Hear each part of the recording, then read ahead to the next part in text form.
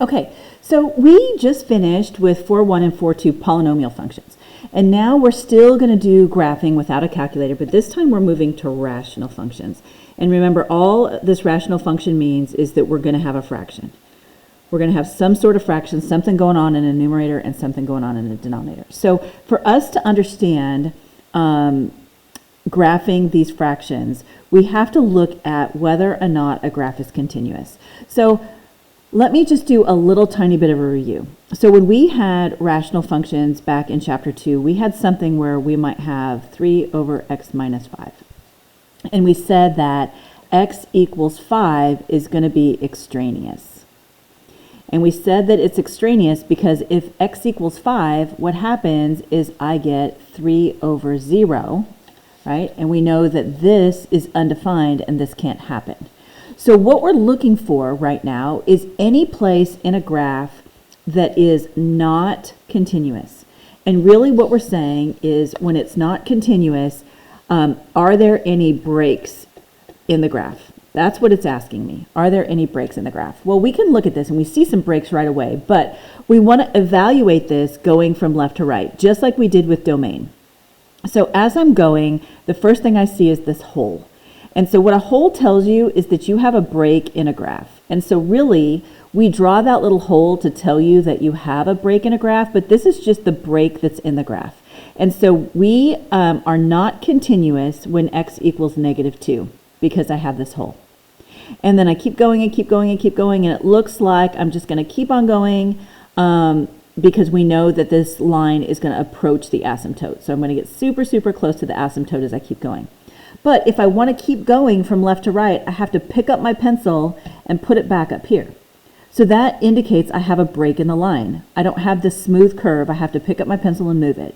So I'm also going to have a break right here at the asymptote at x equals 1. So then I keep going and keep going and keep going, and I get to this point, and now I have to pick up my pencil and I have to put it down here, right? Now, let's talk about this. So from a continuous standpoint, I have to pick up my pencil and move it. So at 1, 2, 3, at x equals 3, it is not continuous. However, if I draw a VLT right here, at x equals 3, this is still in my domain. Okay, so domain, so this is when x equals 3. Domain, I would say yes, but continuous, I would say no. Not continuous, but yes, it's in the domain. Okay, so what we're looking for are when we have an asymptote, actually, let me change this to vertical asymptote or a hole, we know we're going to have a break in our graph. Also, when we have something like this, so this is another discontinuity, and we're just going to call this a jump or a step discontinuity, meaning I have to pick up my pencil. So 3 different things. It can happen at a hole, it can happen at a vertical asymptote, or it can happen at a jump or a step in your function. Okay, so discontinuities occur when the function is undefined. And a function is undefined when the denominator equals 0. And we just talked about this up here, right? This is extraneous. I plug in 5, my denominator is undefined, and that is not good. That's bad. So there are 2 types of discontinuities in rational functions. We have holes, and we have vertical asymptotes. Now, we also have these step continuities, discontinuities, like I have right here, but that's not going to make my denominator equal to 0. Okay? So holes occur in the graph when my factors cancel out.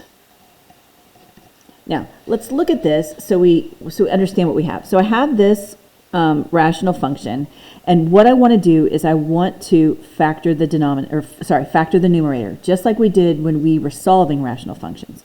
So when I factor this by trial and error, I'm going to end up with x plus 3 and x minus 1. This gives me -3, and then I have 3 minus 2, which is positive 2. My denominator here is going to be x minus 1. So what happens is I have x minus 1 in the numerator, and I have x minus 1 in the denominator. Okay, so what this tells me is that when x equals 1, not negative 1, but when x equals 1, there is a hole.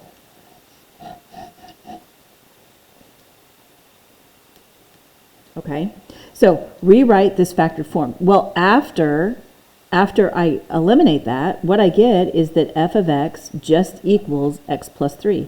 So we're going to reduce just like we normally would. So this factor cancels with this factor, but it doesn't go away. This time it's going to tell us that we have a hole. Okay, and so here, what factor canceled out when simplifying? What canceled out is x minus 1. This is where the hole comes from. Okay, so now we have to find the hole. So this is the part that's easy. So this is gone, this is canceled out, but what I want to do is, remember, what I know is that if I solve this, x minus 1 equals 0, I have that x equals 1. So down here, what I'm going to do is I'm going to solve my new function, this function. I'm going to solve it for f of 1. Now this 1 comes from this 1. So this is where all this comes from. So what I have is 1 plus 3, which equals 4. So I have an ordered pair here. This ordered pair is 1, 4. All right, let me go through this one more time. So I canceled out my factors. When I cancel out my factors, I know that I have a hole when x equals 1, right? And it's because this cancels. If I set this equal to 0, this is where I get 1. I take this value of 1, which is the same thing that I did here. I just did it again.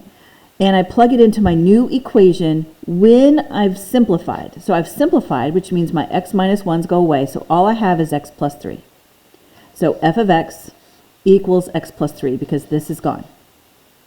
All right? And when I plug in 1, because that's the number that I just got rid of, I have this value of 4. We'll have an ordered pair. Remember, this is f of x, and this is my y value. So I have this value. This is the location of the hole. So on my graph over here, I'm going to go to 1, 4, 1, 2, 3, 4, and I'm going to put a hole right here on my graph.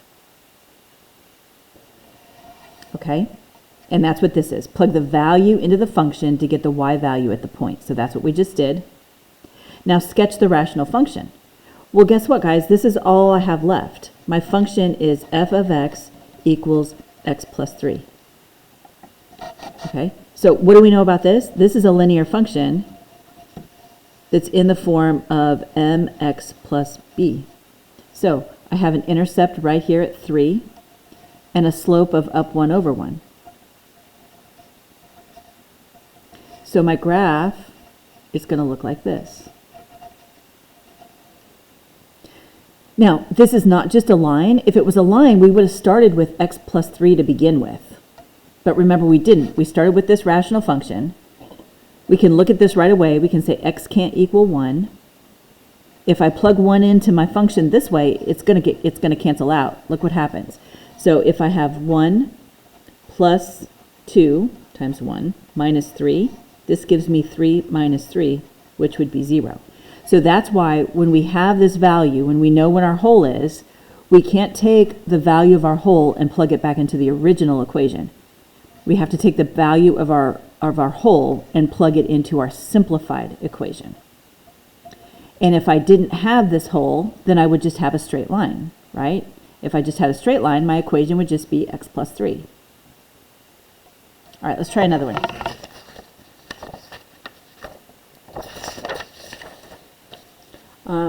Okay, this one has an asymptote. All right, so we know that vertical asymptotes happen when the denominator equals 0. Now hold on, let's go back to this. Here we said that the denominator can't be 0, but what happens is the factors cancel out. So hole tells us the factors cancel out. Okay, so let's go back over here. So what I have is 2x plus 3 in the numerator, and the denominator, I'm going to factor this out, and I'm going to have x plus 4 and x minus 1. And that's going to give me a negative 4 and a positive 3. Okay, So rewrite in factored form and simplify. Well, y'all, this is it right here. I can't simplify. I can't pull anything out of this numerator, right, to cancel out like I did before. I can't pull out a GCF. So does this function have any holes? No, because nothing cancels with the denominator. So I have no holes. But I know that, it tells me up here, the denominator cannot equal 0. So what I know is that x cannot equal -4 or +1. So if I was to go over here, where's my pencil? And I'm not going to get into all the details right here, but I'm just going to show you what this looks like. So at -4, I'm going to have an asymptote right here. And at +1, I'm going to have an asymptote right here. So this tells me, because I have this denominator, x can't equal -4 or +1, I'm going to have two asymptotes in my final graph. Okay? All right, so this says, without graphing, find any holes or vertical asymptotes in each of the following. So, have to factor. That's step 1. So, you know, I know you, let me do this one, and then I'm going to let you do this, because I know you know how to factor. So if we look at this first one,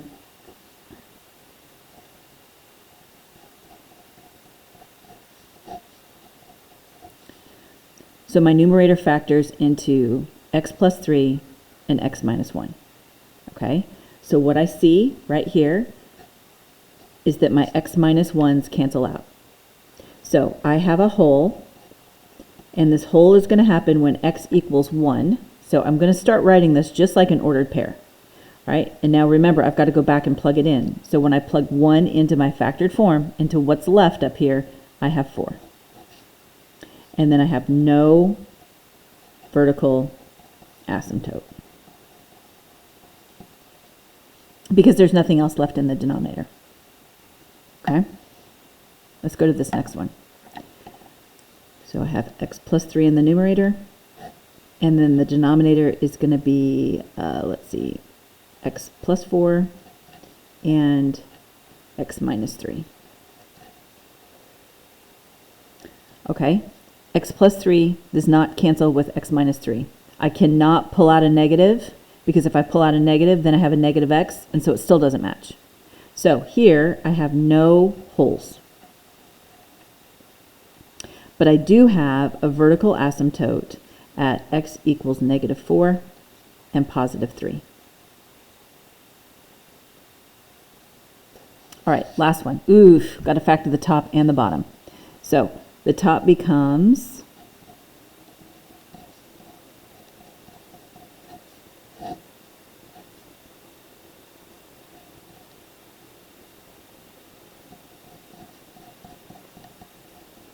okay, so let me check this.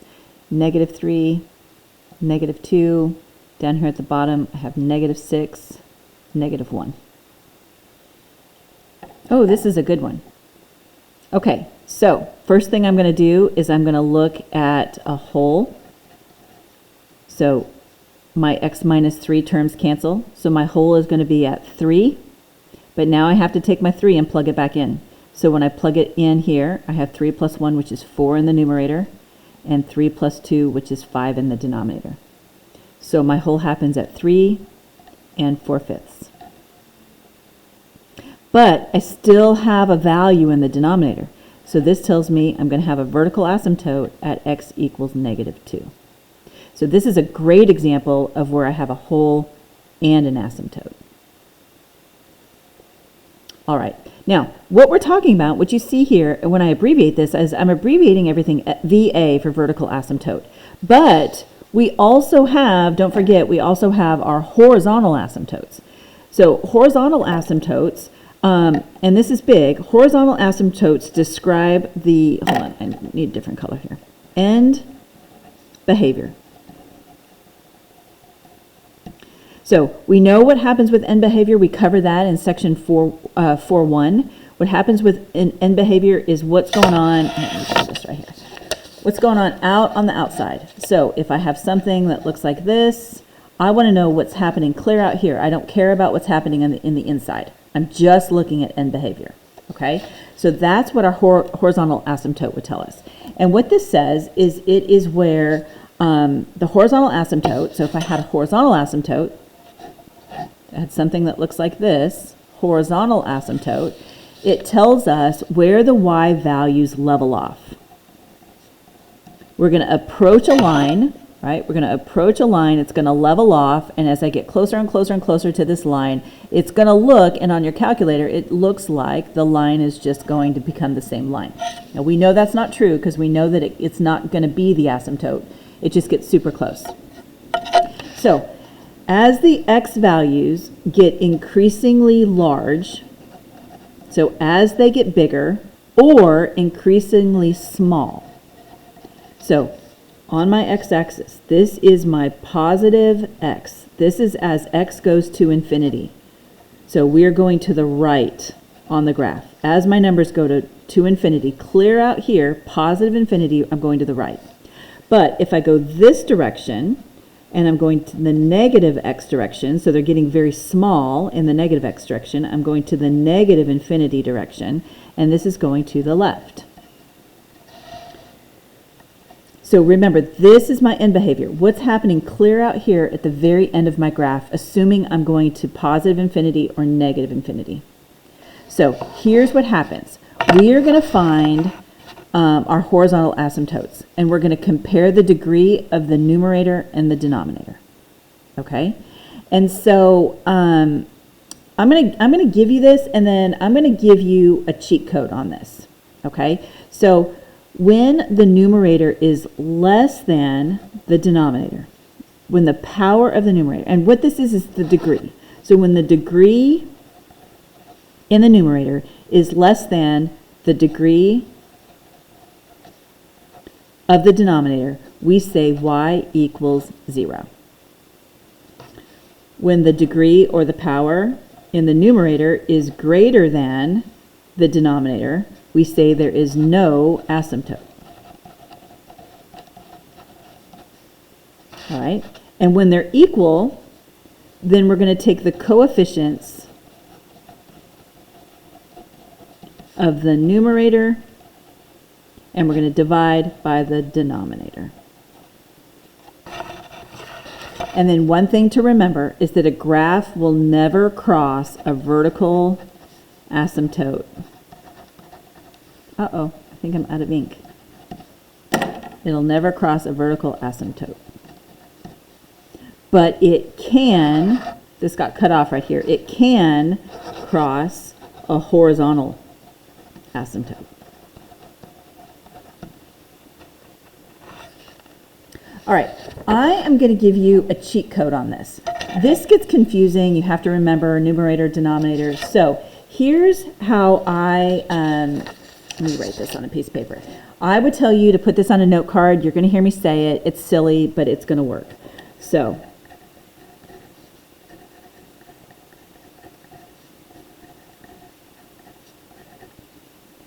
now, what I have here, Bobo, Betsy, Bo2. Bobo, Betsy, Bo2. What I'm talking about is the same thing that we just wrote here, and it's going to be just kind of this cheat code. So what I have is, let's just say I have x to the 6th over x to the 5th, right?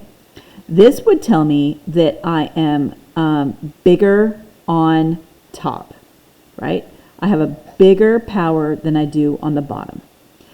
If I have something that looks like this, x to the 5th over x to the 6th, this tells me that so this one is bigger on top, and this one is bigger on the bottom.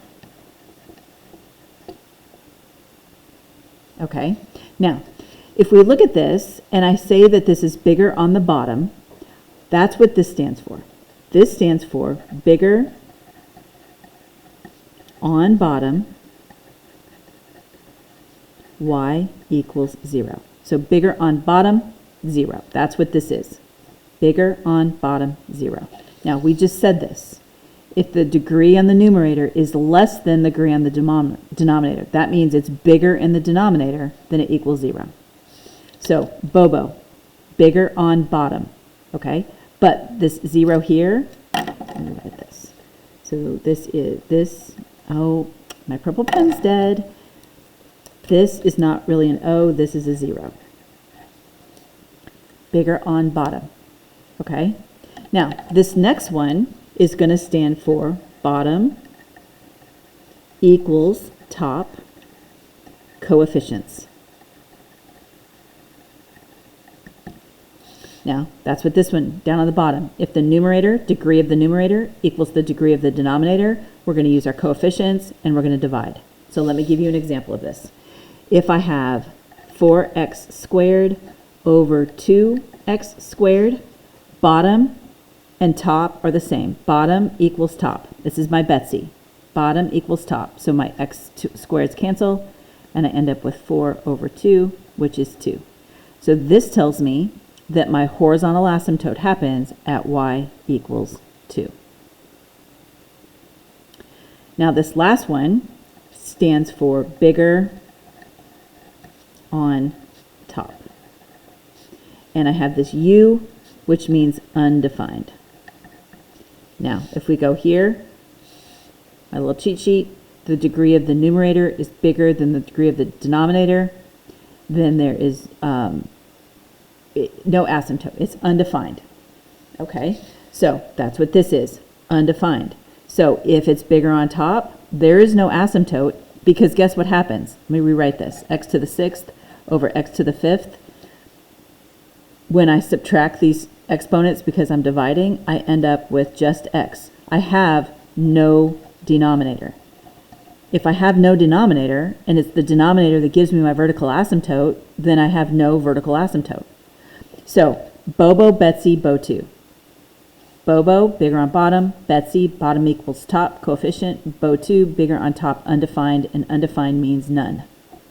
Okay? All right. Let's practice this. So find the horizontal asymptote of each one of these. So my power here on the top is none. I have 0. My power on the bottom here is 1. So this is going to be bigger on bottom. Bigger on bottom, it's a Bobo. So this is going to be y equals 0. This one, I have x to the 1, x to the 1. Here's my little cheat sheet right here. So if this is 1 and this is 1, I'm going to have bottom equals top coefficient. This is a Betsy. So what I have is 1x over 3x. So my horizontal asymptote happens at 1/3. It's the coefficients. So the coefficient of the first number, coefficient of the second number. Okay? This one, x over x squared, so bigger on bottom. This is another Bobo.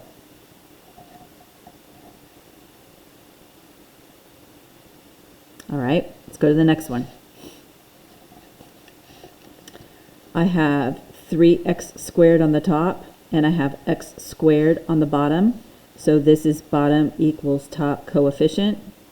So I'm going to take 3 divided by 1, so this happens at y equals 3.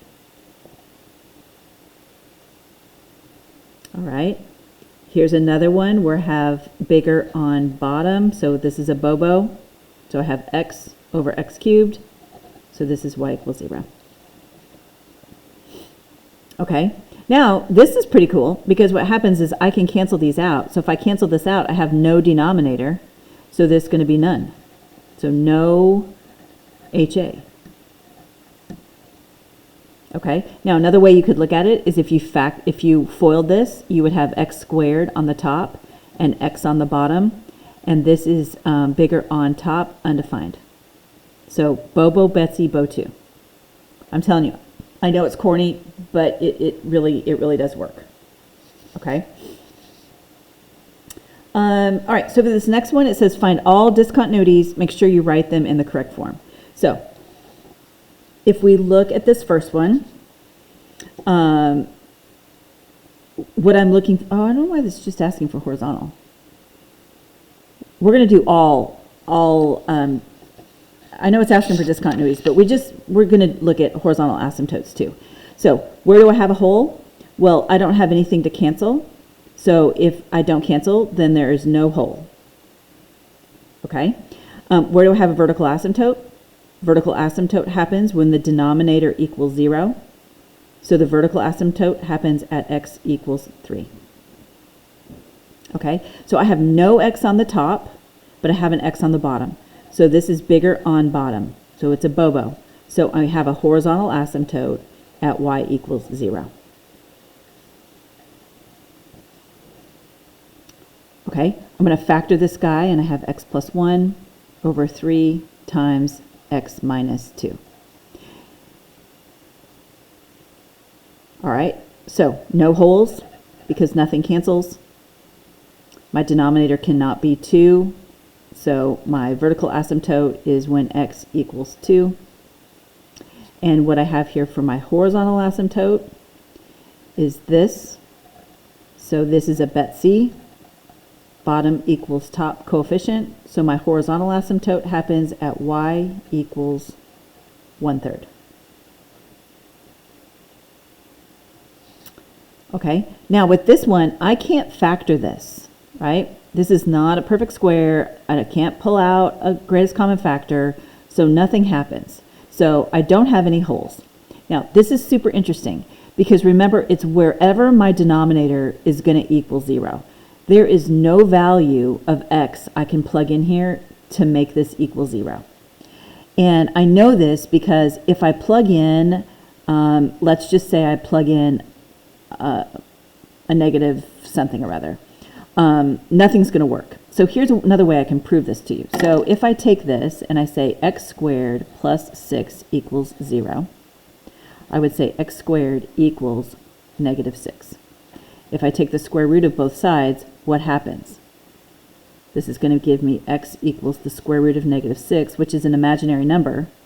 So there's never going to be a value that's going to give me a 0 in the denominator. So vertical asymptote here is also going to be none, even though I have a denominator.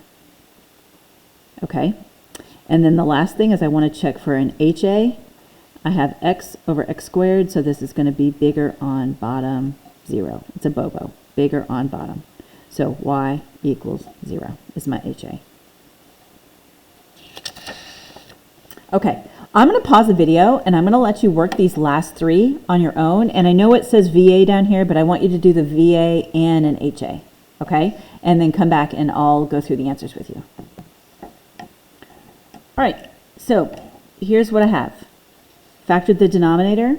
When I factor the denominator, I get x minus 2. Nothing cancels, so I have no holes. All right, but I know that I can't have a 0 or a 2, so those are my vertical asymptotes. X is 0, x is 2. Horizontal asymptote, so x squared and x squared, so this is bottom equals top coefficient. So my coefficient here becomes 3 over 1, which reduces to just y equals 3. Next one, nothing factors from the denominator, so I have no holes. The only thing that makes the denominator 0 is 0, so my vertical asymptote happens at 0. And then I have bigger on bottom 0, so I have a BOBO here, so y equals 0. All right, last one, this is nice, it's already in factored form. I see that my x plus 2 is canceled. This gives me a hole. So the hole happens when x equals negative 2. So I have to take negative 2 and plug it back into my factored form. So my equation becomes f of x, or y equals x minus 5. After these cancel, this is all I have. So I take this negative 2 and I plug it back in. I get negative 7. So my hole happens at negative 2, negative 7. But when my hole canceled out, I have nothing else left in the denominator, so I have no vertical asymptote. And then if I look at this, this is a BO2, bigger on top. So I have an x squared on the top, because if I was to FOIL this, I would have x squared on the top and an x in the bottom. Or you can look at it and you can say, okay, I have no denominator, so if I have no denominator, then I can't have horizontal asymptote. So my HA is none. I have no horizontal asymptote because it's undefined. bigger on top, undefined. And undefined is the same as saying none. Okay? Lots of stuff going on in here. So come see me if you have questions.